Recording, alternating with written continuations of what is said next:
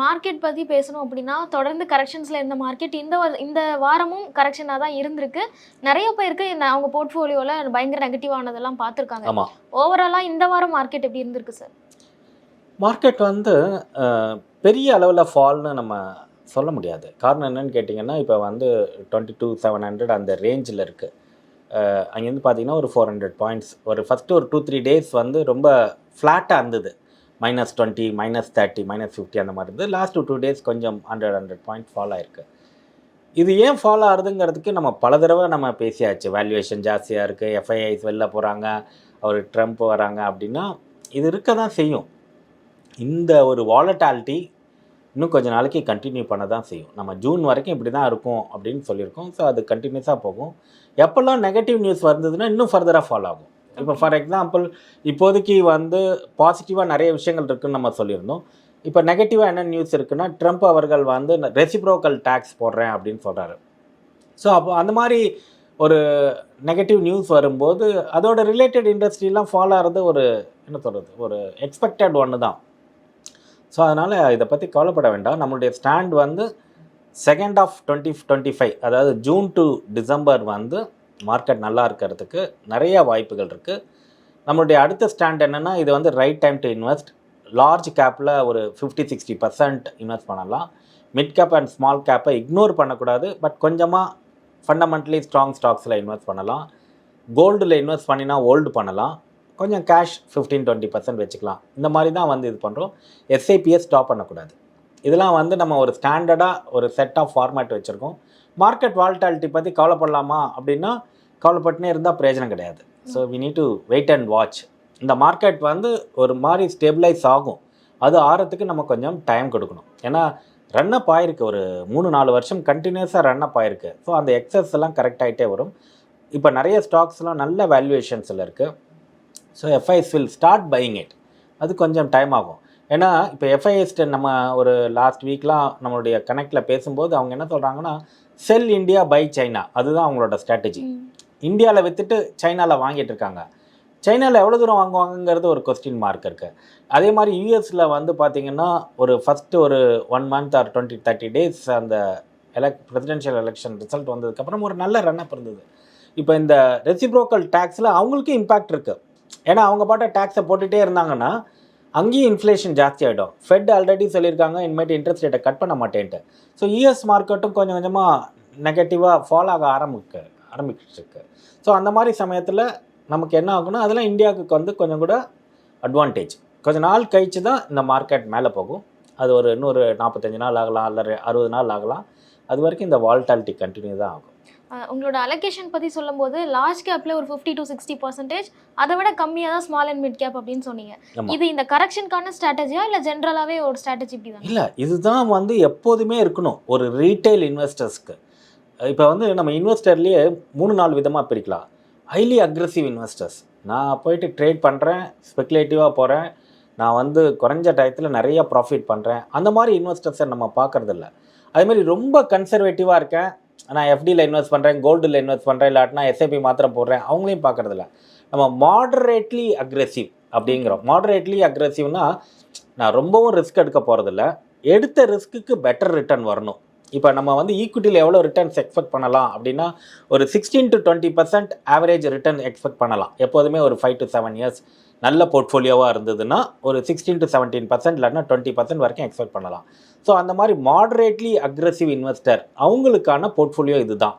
50-60% large cap, ஒரு 30% mid and small, பாக்கி இருக்கிறது கோல்ட் அண்ட் கேஷில் எப்போதுமே வச்சுக்கணும். இதை வந்து கொஞ்சம் கொஞ்சம் அட்ஜஸ்ட் பண்ணலாம். இப்போ வந்து லார்ஜ் கேப் வந்து நல்ல பீக்கில் போயிருக்குன்னா அது சேல் பண்ணிவிட்டு கொஞ்சம் கேஷாக வச்சுக்கலாம். மிட்டு நிறையா போச்சுன்னா சேல் பண்ணிவிட்டு கேஷாக வச்சுக்கலாம். திருப்பி இந்த மாதிரி ஃபாலோ ஆச்சுன்னா again you start buying it.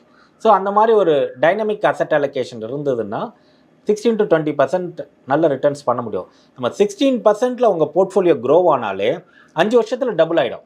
Okay, உங்களோட எஃப்டி ரிட்டர்ன் 6% தானே, ப்ளஸ் 10% கிடைக்கிறது. நம்ம எடுக்கக்கூடிய ரிஸ்க்குக்கு 16% ரிட்டர்ன் ஃபார் 5 years ஆவரேஜ் கிடைச்சதுனாலே we have done with that. அந்த மாதிரி ஒரு கண்டென்டாக நம்ம போர்ட்ஃபோலியோ பில்ட் பண்ணினாலே you can make a good money. சில சமயத்தில் ஒரு ஜாக்பாட் மாதிரி 25-30% ரிட்டர்ன்ஸ் வந்ததுன்னா ஓகே, அது கொஞ்சம் கரெக்டாகும். That's okay. அப்போது நான் யூஸ்வலாக என்ன பேட்டர்னில் இன்வெஸ்ட் பண்ணிட்டு இருக்கனோ இந்த மாதிரி கரெக்ஷன் டைம்ஸில் அதை நான் மாற்ற வேணாமா சார்? வேண்டாம் வேண்டாம். அந்த மாதிரி டயத்துலலாம் இப்போ நீங்கள் வந்து ஒரு 4 மந்த்ஸுக்காக ஒரு உங்களுடைய ஸ்ட்ராட்டஜி அதை மாற்றினீங்கன்னா என்ன ஆகும்னா, மார்க்கெட் வந்து திருப்பி ரிகவர் ஆகும்போது நம்ம ஃபெயில் ஆகிடும். இப்போ ஒரு உதாரணத்துக்கு பார்த்தீங்கன்னா, லாஸ்ட் 3 டேஸில் மிட் அண்ட் ஸ்மால் வந்து பெரிய அளவில் ஃபால் ஆகலை. சில ஸ்டாக்லாம் ஸ்டெடியாக இருக்குது. மிட் அண்ட் ஸ்மால் ஸ்டாக்கில் ஷேர்ஸில் சில பர்டிகுலர் டேலெல்லாம் பார்த்தீங்கன்னா லார்ஜ் கேப் ஃபால் ஆகுது, இது ஃபால் ஆகலை. அது மாதிரி இருக்குது. ஸோ அப்போ வந்து நம்ம மார்க்கெட் கரெக்டாக ஆச்சுன்னா நான் மிட்டெல்லாம் விற்றுடுவேன், ஸ்மால்லாம் விற்றுடுவேன், தென் லார்ஜ் மாத்திரம் வச்சுக்குவேன். அந்த மாதிரிலாம் போகக்கூடாது. ஏன் மிட் அண்ட் ஸ்மாலில் நம்ம கண்டினியூஸாக ஹோல்டு பண்ணணும் அப்படின்னு காரணம் என்னன்னு கேட்டிங்கன்னா, that will perform better then large cap over the period of time. இப்போ மார்க்கெட் ரிகவர் ஆகும்போது லார்ஜ் கேப் தான் ரிகவர் ஆகும், மிட் கேப் ரிகவர் ஆகாது. ஆனால் ஒரு லெவலுக்கு மேலே போயிடுனதுக்கப்புறம் மிட் அண்ட் ஸ்மால் கேப் தான் ரன் அப் ஆகும். நீங்கள் ஒரு 5 இயர்ஸ் ஆவரேஜில் பார்த்தீங்கன்னா உங்களுக்கு இந்த மாதிரி portfolio will deliver better return then holding only large cap. உதாரணத்துக்கு last 10 years Nifty 50 large cap மாத்திரம் தான் வச்சுருக்காங்க. ரிட்டர்ன்ஸ் பார்த்தீங்கன்னா 13% தான் இருக்கும். பட் இதே இது நீங்கள் ஒரு ஃப்ளெக்ஸி கேப்பில் இன்வெஸ்ட் பண்ணியிருக்கீங்க, மியூச்சுவல் ஃபண்ட் மூலியமாக இன்வெஸ்ட் பண்ணியிருக்கீங்க, இல்லை நீங்களே ஒரு அழகான போர்ட்ஃபோலியோ கன்ஸ்ட்ரக்ட் பண்ணியிருக்கீங்கன்னா that would have deliver better then Nifty 50 இருக்கும். ஓகே.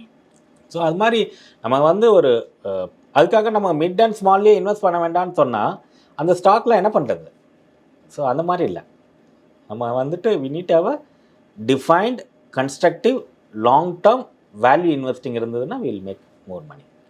இந்த மார்க்கெட் கரெக்ஷனை பற்றி நம்ம பேசும்போது ஸ்பெசிஃபிக்காக ஒரு சில ஸ்டாக்ஸ் வந்து எல்லார் மத்தியிலையும் ரொம்ப பேசு பொருளாக இருக்குன்னு சொல்லலாம். குறிப்பாக டாடா மோட்டர்ஸ் வந்து மோர் தென் 42% கீழே அவங்களுக்கு ஸ்டாக்ஸ் விழுந்திருக்கு. ஸோ அதை எப்படி அப்சர்வ் பண்ணணும்? ஒரு இன்வெஸ்டராக நான் என்ன தெரிஞ்சுக்கணும் சார்? நிறைய லார்ஜ் கேப் ஸ்டாக்ஸ் வந்து 35 to 40% ஃபால் ஆயிருக்கு. இது நம்ம இந்த பர்டிகுலர் ஸ்டாக்குங்கிறது மாத்திரம் கிடையாது, நிறைய ஸ்டாக் ஃபால் ஆயிருக்கு. இப்போ நீங்கள் ஆல் டைம் ஹைலேருந்து எடுத்து பார்த்தீங்கன்னா நிஃப்டி 50லேயே 50 ஸ்டாக்கில் ஒரு 20-25 ஸ்டாக்ஸ் வந்து 35-40% ஃபால் ஆயிருக்கு. ஸோ அதனால் இந்த ஒரு பர்டிகுலர் ஸ்டாக் மாத்திரம் ஃபால் ஆனதுக்கு என்ன ரீசன் அப்படிங்கிறது பார்க்க வேண்டாம். ஓவரால் ஃபால் ஆயிருக்கு, எதுவும் ஃபால் ஆயிருக்கு, அவ்வளோதான்.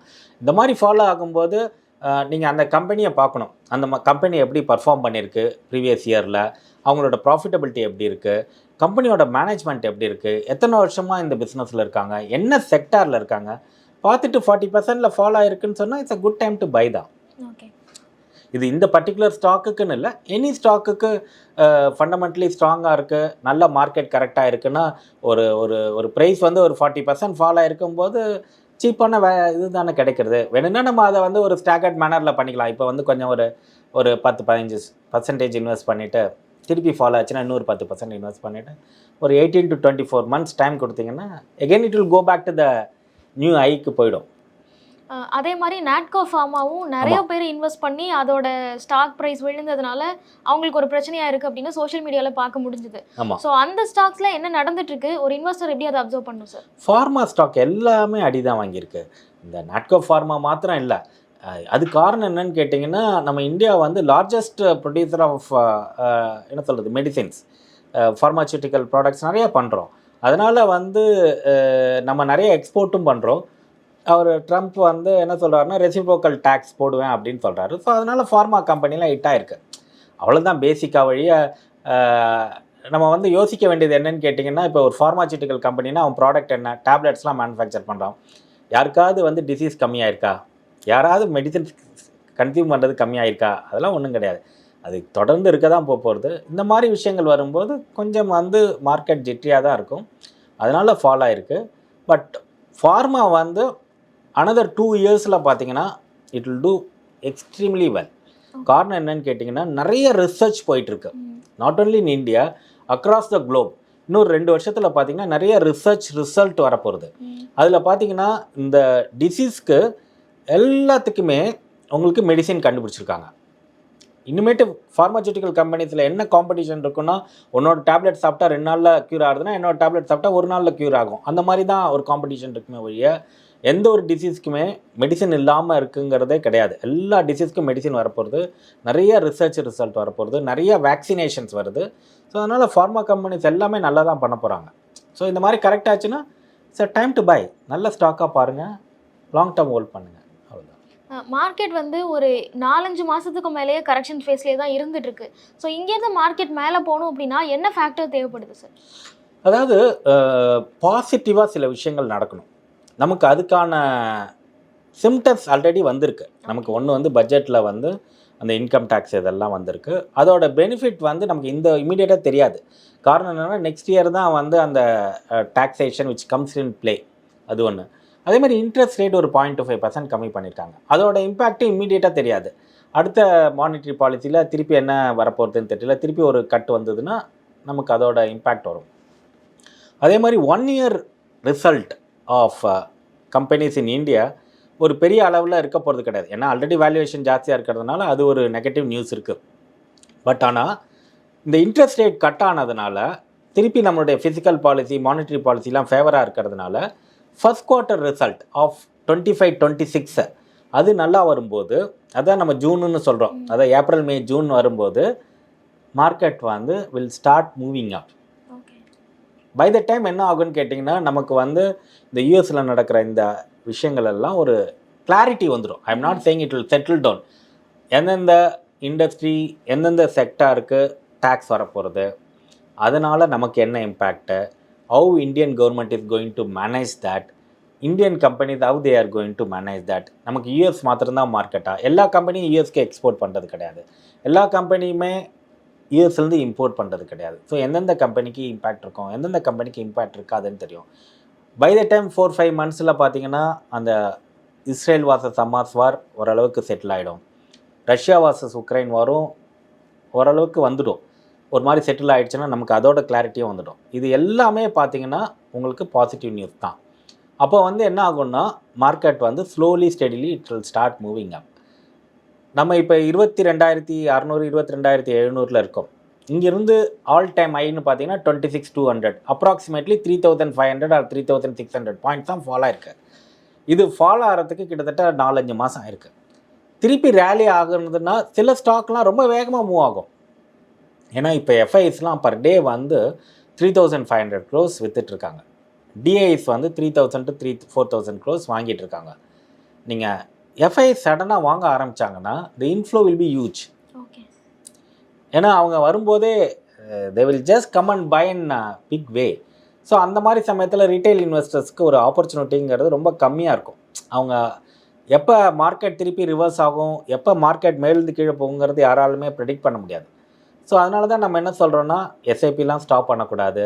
இந்த மாதிரி மார்க்கெட் நெகட்டிவாக நிறையா இப்போ எப்போ எங்கே பார்த்தாலும் மார்க்கெட் போச்சு அவ்வளோதான், இனிமேட்டு மேலே போகாது, இந்தியன் ஸ்டாக் மார்க்கெட்டே மோசம், பணம் நிறைய பேர் லாஸ் பண்ணிட்டாங்க, 30% லாஸு அப்படின்னா அந்த மாதிரி டயத்தில் தான் நம்ம இன்வெஸ்ட் பண்ணணும். எல்லோரும் ஐபிஓ வந்திருக்கு இப்போ இன்வெஸ்ட் பண்ணுங்கள், இந்த ஸ்டாக்கில் வாங்கினீங்கன்னா அங்கே போகும் இங்கே போகும்னு சொன்னால் அப்போ time to sell it. Okay. So அதுதான் வாரன் பஃபட் சொல்லியிருக்காரு. ஸோ அதே மாதிரி நம்ம it's a time to buy பண்ணுறது ஒரே டயத்தில் எல்லா பணத்தையும் கொண்டு போடக்கூடாது. கொஞ்சம் கொஞ்சமாக வாங்கலாம். நிறைய ஸ்டாக்ஸ் வந்து நீங்கள் சொல்கிற மாதிரி 35-40% கரெக்டாக இருக்குது. It's a time to invest slow and ஸ்டெடியாக. நீங்கள் சொன்ன மாதிரி ஒரு 4-5 மாதத்தில் கிட்டத்தட்ட 3000லேருந்து 3500 பாயிண்ட்ஸ் வரைக்கும் நிஃப்டி விழுந்திருக்கு.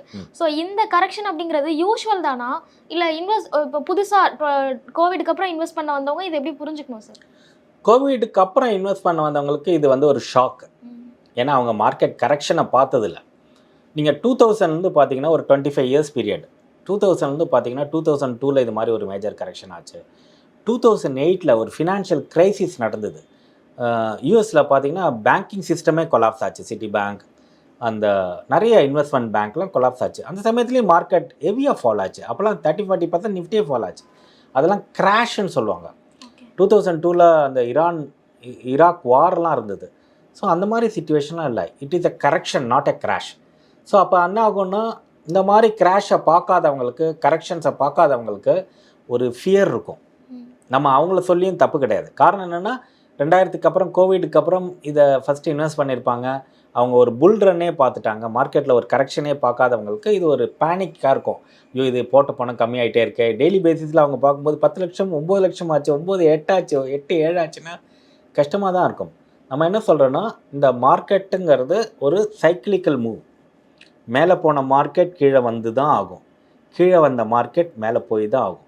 இது வந்து இப்போ வந்து கீழே வந்திருக்கு. இது இன்னும் ஃபாலோ ஆகுமா அப்படின்னு தான் எல்லாருக்கும் பயம். சார் இந்த லெவல்லேருந்து மேலே போயிடுச்சுன்னா எனக்கு பிரச்சனை இல்லை, இன்னும் ஃபாலோ ஆகுமானா ஆகிறதுக்கான வாய்ப்புகள் இருக்குது. இன்னொரு 1000 பாயிண்ட் நிஃப்டியில் கீழே போகிறதுக்கான வாய்ப்புகள் நிறையாவே இருக்குது. இப்போ 22,700 இருக்குது, திருப்பி 21,700 வரைக்கும் போகிறதுக்கான சான்சஸ் நிறையவே இருக்குது. ஏன்னா ஒரு பேட் நியூஸ் வந்தாலே 300 பாயிண்ட் போனாலே கீழே போயிடும். ஒரு 700 பாயிண்ட்ஸ் கீழே போகிறதுக்கு 2 days போதும். அது மாதிரி போனாலும் கவலைப்படக்கூடாது. நம்ம வந்து இன்வெஸ்ட்மெண்ட்டுங்கிறது லாங் டர்ம். இப்போ நான் இன்னும் ரொம்ப லேமன் பாயிண்ட் ஆஃப் வியூவில் சொல்கிறேன். நம்ம ஒரு லேண்டு வாங்கியிருக்கோம்.